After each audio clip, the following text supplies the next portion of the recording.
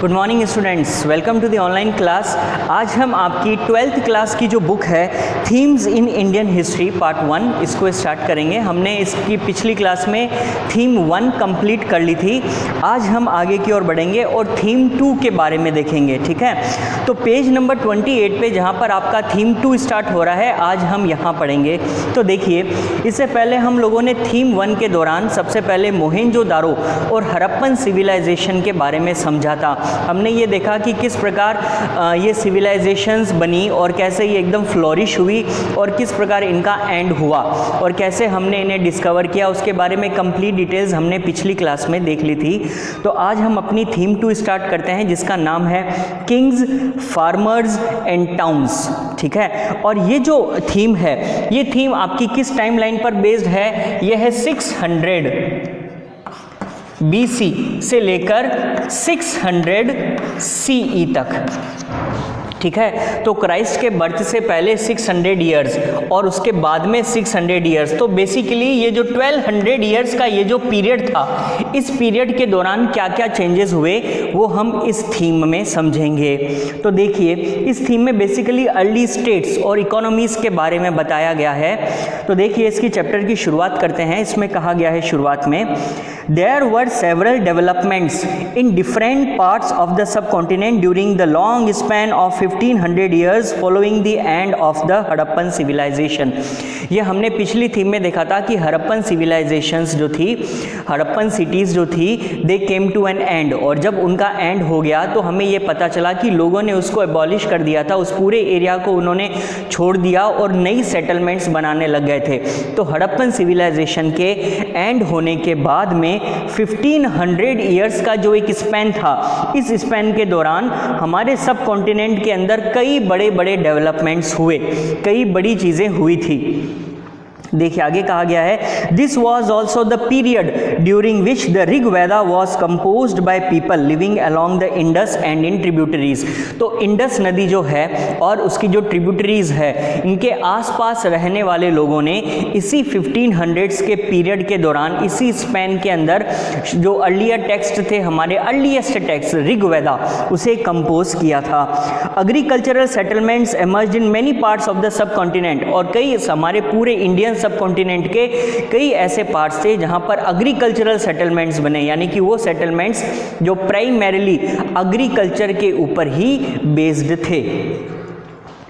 इसके अलावा देखिए क्या कहा गया है, including north India, Deccan plateau, parts of Karnataka. Besides there is evidence of pastoral populations in the Deccan and further south. तो डेक्कन वाला जो प्लेटो है, यानी जो करंट में महाराष्ट्र वाला जो रीजन है, डेक्कन प्लेटो, और साउथ इंडिया के अंदर, इस पूरे इंडिया के अंदर कई ऐसे एविडेंस भी मिले हैं जो पेस्टोरल पॉपुलेशन होने की ओर इशारा करते हैं। यानी कि कुछ सेटलमेंट्स थे जो एग्रीकल्चरल सेटलमेंट्स है, जो एग्रीकल्चर के ऊपर बेस्ड थे, और कुछ ऐसी पॉपुलेशन थी जो कि पेस्टोरल थी, ऐसा इसमें बताया गया है। New modes of disposal of the dead including the making of elaborate stone structures known as megaliths emerged in central and south India from the first millennium BCE। तो फर्स्ट मिलेनियम BCE से लेकर हमें कई ऐसे नए developments देखने को मिले, जिनमें से सबसे पहला था new modes of disposal of the dead.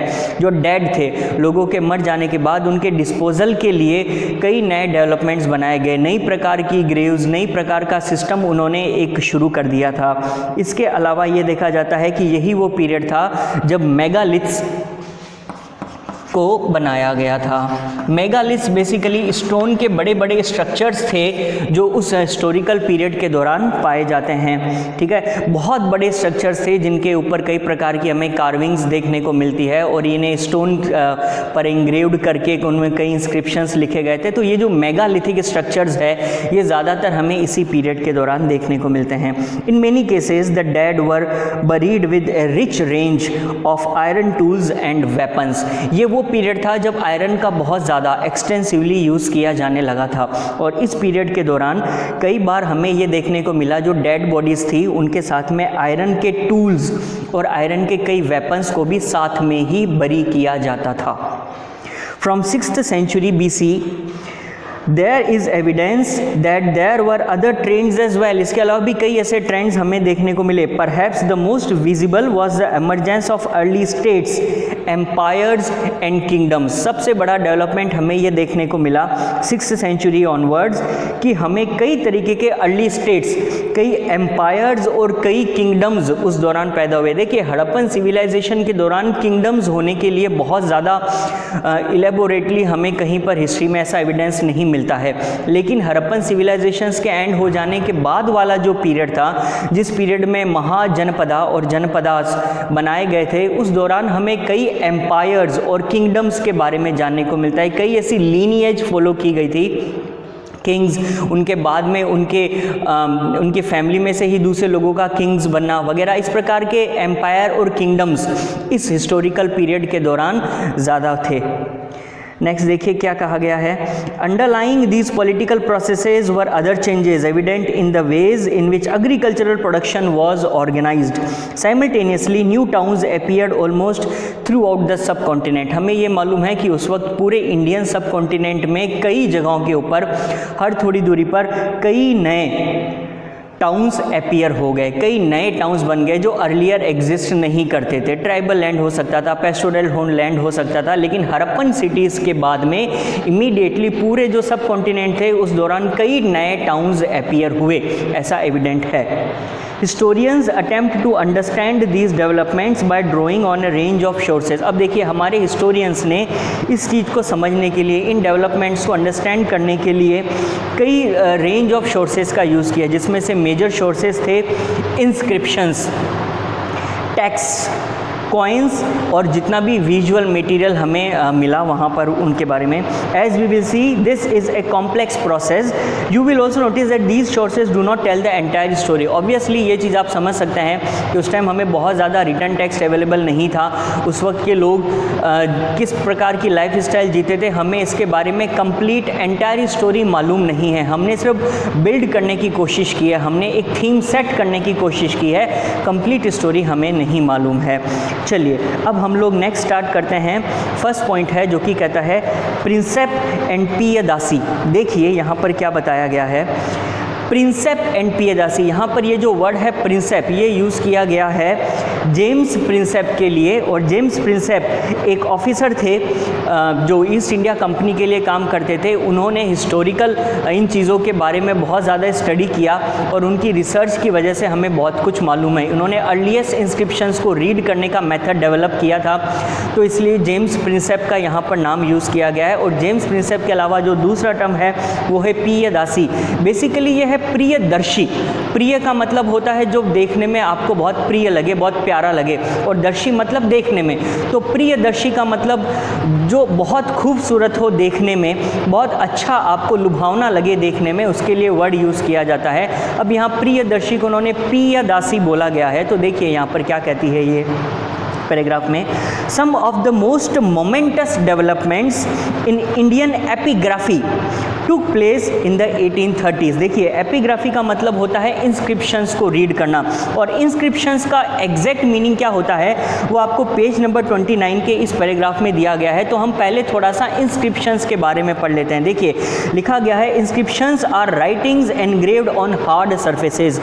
उस ज़माने में लोग जो भी लिखते थे अक्सर उनको एक हार्ड सरफेस के ऊपर लिखा जाता था, और हार्ड सरफेस में हो सकता है कि वो सरफेस स्टोन रही हो, या फिर कोई मेटल रहा हो, या फिर उन्होंने सपोज पोटरी के ऊपर भी एनग्रेविंग कर दी हो।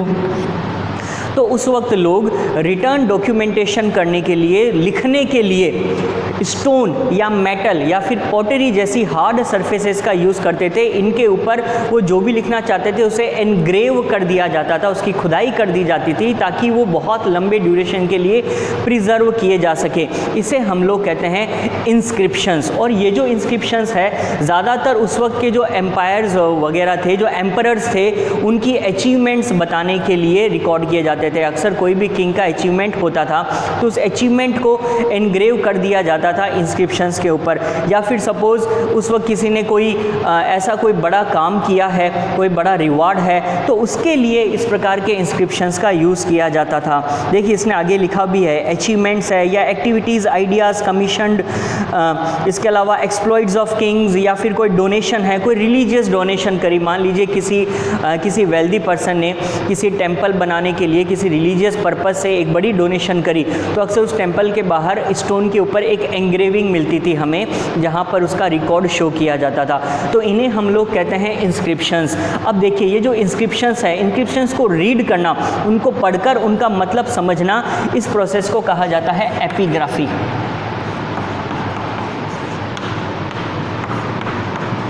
एपिग्राफी का मतलब होता है स्टडी ऑफ इंस्क्रिप्शंस। जब इंस्क्रिप्शंस को डिटेल में स्टडी किया जाता है, उनका मतलब समझा जाता है, तो इसे हम एपिग्राफी कहते हैं। तो यहाँ पर ये कहा गया है कि ये जो एपिग्राफी का काम था, इसके अंदर एक बहुत ही बड़ी डेवलपमेंट हुई थी 1830s के अंदर। जो 1830s का डेकेड था, उस वक्त एक बहुत बड़ी डेवलपमेंट हुई। और डेवलपमेंट क्या थी? This was when James Prinsep, an officer in the mint of the East India Company, deciphered Brahmi and Kharosthi.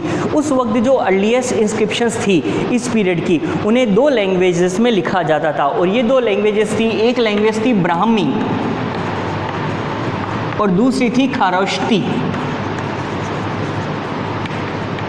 तो ब्राह्मी और खरोष्टी इंस्क्रिप्शना ये स्टाइल यूज़ किया जाता था लिखने के लिए। तो जो इंस्क्रिप्शंस है वो ब्राह्मी और खरोष्टी इंस्क्रिप्शंस हमें मिलती हैं।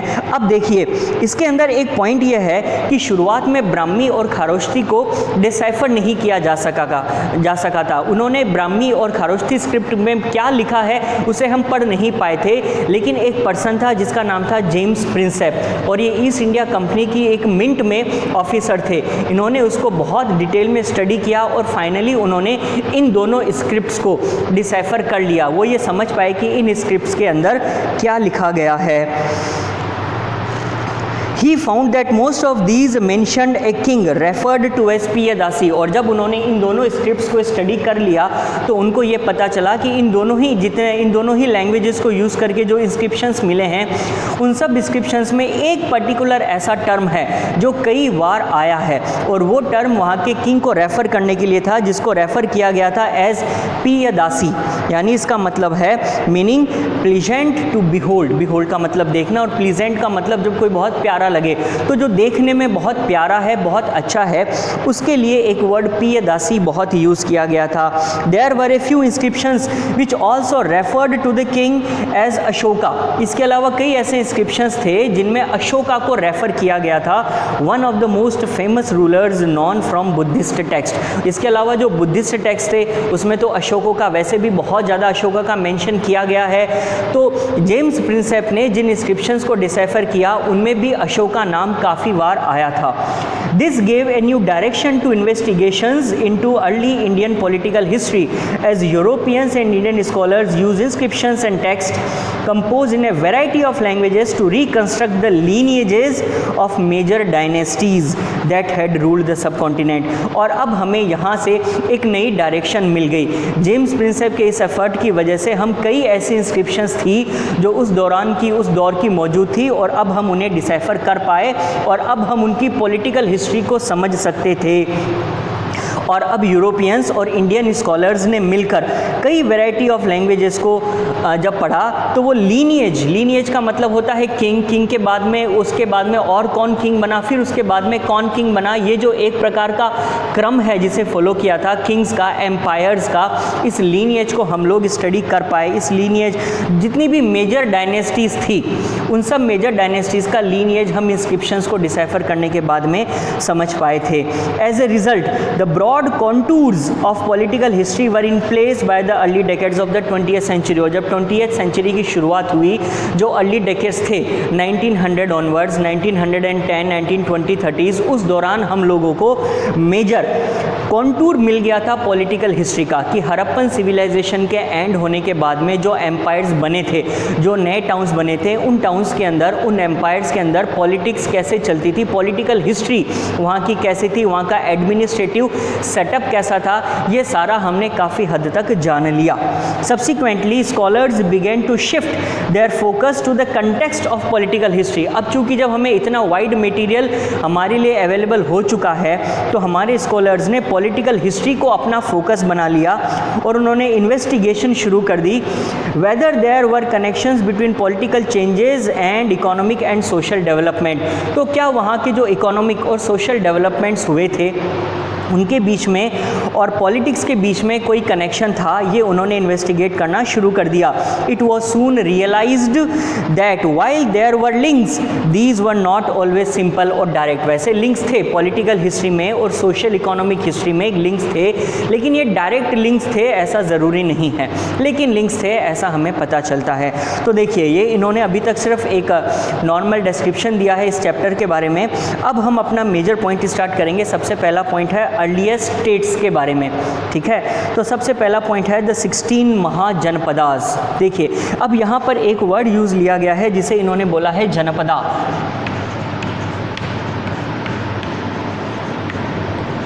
जनपदा बेसिकली अब सिंपल लैंग्वेज में ये कह सकते हैं कि उस वक्त जो बड़े टाउन थे, जो शहर थे, वो सेटलमेंट्स थे जहाँ लोग रहते हैं, उनके लिए जनपदा वर्ड यूज़ किया जाता था। तो देखिए यहाँ नीचे ब्रैकेट में इसका मीनिंग भी लिखा गया है। इन्होंने डेफिनेशन के तौर पे लिखा है जनपदा मीन्स द लैंड वेयर ए जना ए पीपल क्लैन और ट्राइब सेट्स इट्स फूट और सेटल्स। अगर मान लीजिए कोई ट्राइब है या कोई क्लैन है, उन लोगों ने एक नई जगह पर वो पहुँचे और वहाँ पहुँचकर अगर उन्होंने सेटलमेंट बना लिया, वहीं पर रहना शुरू कर दिया, उस एरिया को उन्होंने अपने लिविंग के लिए डेवलप करना स्टार्ट कर लिया, तो हम इसे जनपदा कहते हैं। It is a word use in both Prakrit and Sanskrit. ये प्राकृत और संस्कृत दोनों ही लैंग्वेज में यूज़ किया जाता है। तो यहाँ पर एक नया वर्ड आया आपके लिए, वो है प्राकृत। प्राकृत बेसिकली एक लैंग्वेज है जो उस दौर में बोली जाती थी। आपने अक्सर इस बात के ऊपर काफ़ी हैरानी जताई होगी कि अक्सर हड़प्पन सिविलाइजेशन में और इसके बाद वाले दौर में लोग क्या बोलते थे, उनकी लैंग्वेज कैसे होती थी। ऑब्वियसली वो हमारी तरह से हिंदी या इंग्लिश का तो यूज़ कर नहीं रहे थे। एक लैंग्वेज आप जानते हैं कि जो बहुत ही पुरानी है वो तो संस्कृत थी, लेकिन क्या संस्कृत आम लोगों के द्वारा भी बोली जाती थी? तो देखिए यहाँ पर हमें ये बताया गया है कि संस्कृत के अलावा एक ऐसी लैंग्वेज थी जो उस वक्त कॉमन लोग बोला करते थे और उस लैंग्वेज का नाम था प्राकृत। ये जो प्राकृत लैंग्वेज है ये उस वक्त कॉमन लोगों के द्वारा बोली जाने वाली लैंग्वेज थी। तो उस वक्त जो जनपदास थे, जो बेसिकली टाउन्स थे, वहाँ पर भी हम ऐसा मानते हैं कि प्राकृत लैंग्वेज का यूज़ किया जाता था। इसीलिए प्राकृत लैंग्वेज और संस्कृत लैंग्वेज, इन दोनों ही लैंग्वेज से यही वर्ड लिया गया है प्राकृत। तो देखिए अब आगे कहा गया है The 6th century BCE is often regarded as a major turning point in the early Indian history। ठीक है, क्राइस्ट के बर्थ से 600 साल पहले जो 6th सेंचुरी थी BC, उस 6th सेंचुरी को एक मेजर वाटरशेड माना जाता है, एक मेजर टर्निंग पॉइंट माना जाता है अर्ली इंडियन हिस्ट्री के अंदर। इसकी क्या वजह है? It is an era associated with early states, क्योंकि ये वो एरा थी, वो युग था, वो समय था जिसको हम लोग early state, cities, the growing use of iron, iron का बहुत ज़्यादा यूज़ इसी दौरान बढ़ा था, the development of coinage etcetera, इससे जोड़ते हैं। तो कॉइन्स का डेवलपमेंट होना, आयरन का बहुत ज़्यादा यूज़ किया जाना और अर्लीस्ट सिटीज़ का डेवलप होना, वो सब इसी समय से, इसी टाइम से शुरू हुआ था। इसलिए जो 600 BC का पीरियड है ये इंडियन हिस्ट्री में एक अलग ही इंपॉर्टेंस रखता है। It also witnessed the growth of diverse systems of thought. इसके अलावा डाइवर्स सिस्टम ऑफ थॉट यानी कई रिलीजियस बिलीव्स भी उसी वक्त पैदा हुए थे, मेनली जिसमें देखिए बताया गया है बुद्धिज़्म और जैनिज़्म। बुद्धिज़्म और जैनिज़्म जो रिलीजियस थॉट्स है, इन्होंने अपनी एक जो नई थॉट प्रणाली एक नई शुरू करा था, एक रिलीजन बुद्धिज़्म और जैनिज़्म का, वो भी इसी एरा के दौरान ही डेवलप हुआ था। Early Buddhist and Jain texts mention amongst other things 16 states known as mahajanapadas. अब बुद्धिज़्म और जैनिज़्म का जो लिटरेचर हमें अवेलेबल है, हमने जब उसको स्टडी किया तो हमें पता चला कि वहाँ पर टोटल 16 स्टेट्स ऐसे थे जिनको नाम दिया गया था महाजनपदा। जनपदा का मतलब तो हो गया कोई स्टेट, कोई सिटी, कोई सेटलमेंट, और महाजनपदा जो ऑब्वियसली एक बहुत ही बड़ा स्टेट रहा होगा। तो जो मेजर स्टेट्स थे, जो बड़े स्टेट्स थे, उनमें से उनको नाम दिया गया था महाजनपदा, और तकरीबन ऐसे 16 स्टेट्स एग्जिस्ट करते थे। Although the list vary, some names, कुछ ऐसे नाम हैं इन महाजनपदास में से जिनके बारे में हम लोग जानते हैं, जैसे कि Vajji, Magadha, Koshala, Kuru, Panchala, Gandhara and Avanti occur frequently. ये कुछ ऐसे नाम हैं, अवंती, मगध, कौशल देश, जो बार बार इसमें नाम आता है, जिसकी वजह से हम ये मान के चल रहे हैं clearly these were amongst the most important mahajanapadas. तो हम ये मान के सकते हैं कि ये सबसे इंपॉर्टेंट या सबसे इंपॉर्टेंट महाजनपदास में से कुछ महाजनपदास रहे होंगे। While most Mahajanapadas were ruled by kings, some known as ganas और संघास वर ओलिगार्शीज। देखिए यहाँ पर एक वर्ड यूज़ किया उसने, ओलिगार्शी। ओलिगार्शी का मतलब बेसिकली देखिए क्या होता है, ये बेसिकली एक ऐसा सिस्टम होता है गवर्नेंस का जिसमें एक स्मॉल ग्रुप ऑफ पीपल होता है, कुछ लोग होते हैं, उनका एक ग्रुप उस एरिया को गवर्न करता है। आम तौर पर हमने देखा कि जो महाजनपदास थे उनको एक किंग रूल करता था, एक सोवरेन किंग होता था जो उसको रूल करता था, एम्परर होते थे जो रूल करते थे। लेकिन कुछ ऐसे स्टेट्स भी थे जिनको रूल करने के लिए कोई किंग नहीं होता था और उन्हें कहा जाता था संघा या गणा। अब ये जो गण और संघ हैं, इनको रूल एक ओलिगार्की सिस्टम से किया जाता था, जहाँ पर एक स्मॉल ग्रुप ऑफ पीपल होते थे, कुछ लोग होते थे, और वो अपना एक छोटा सा ग्रुप होता था, वो ग्रुप उसको रूल करता था। तो एक सिंगल पर्सन के बजाय एक छोटे से ग्रुप के अंदर जो कुछ लोग हैं वो मिलकर उस स्टेट को रूल करते थे, and this system is known as oligarchy, जो इसके बारे में यहाँ पर बताया गया है। अब देखिए, और इसके ग्रुप के अंदर जितने भी, इस ग्रुप में जितने भी मेंबर्स होते थे उन सबको एक साथ कलेक्टिवली राजास बोला जाता था। Both Mahavira and Buddha belonged to such ganas. ऐसा कहा जाता है कि महावीर और बुद्धा, जिन्होंने बुद्धिज़्म और जैनिज़्म की शुरुआत करी थी, ये लोग भी ऐसे ही संघ से आए थे, ऐसे ही संघा या गणास से बिलोंग करते हैं। In some instances as in the case of Vajji sangha, the rajas probably controlled resources such as land collectively. और ऐसा भी कहा जाता है जैसे कि वज्जी जो संघ है, वहाँ के जो राजा थे प्रोबेबली बहुत सारे रिसोर्सेज को भी एक साथ में कंट्रोल करते थे। Although their histories are often difficult to reconstruct due to lack of sources। अब ये संघ और गणा में ये राजास किस प्रकार काम करते थे, इसके बारे में हमारे पास में ज़्यादा हम लोग रिकन्स्ट्रक्ट नहीं कर पाए हैं हिस्ट्री को। Some of these states lasted for nearly 1000 years. लेकिन ऐसा माना जाता है कि इनमें से कई ऐसे स्टेट्स थे जो थाउजेंड्स ऑफ ईयर्स के लिए, हज़ारों साल तक इसी पैटर्न पर चलते रहे थे। Each Mahajanapada had a capital city. और ये जो महाजनपदा थे, जो बड़े बड़े स्टेट्स थे, इन सब में से हर एक की एक कैपिटल सिटी हुआ करती थी, विच वॉज ऑफन फोर्टिफाइड, जिसे फोर्टिफाइड किया जाता था, जिसके अराउंड एक वॉल बिल्ट करके उसकी सुरक्षा के लिए, उसकी सेफ्टी के लिए आर्मी को वहाँ डिप्लॉय किया जाता था, उसे बहुत हेविली गार्डेड रखा जाता था। Maintaining these fortified cities as well as providing for incipient armies. Incipient word का मतलब है शुरुआती दौर की, जो बिगिनिंग के टाइम में थी। तो जब महाजनपदास इस प्रकार बने थे तो जो शुरुआत में जो आर्मीज़ रखी गई थी, उन आर्मी को, शुरुआती आर्मीज़ को और ब्यूरोक्रेसी को पे करने के लिए अक्सर उन्हें कई रिसोर्सेज की ज़रूरत होती थी।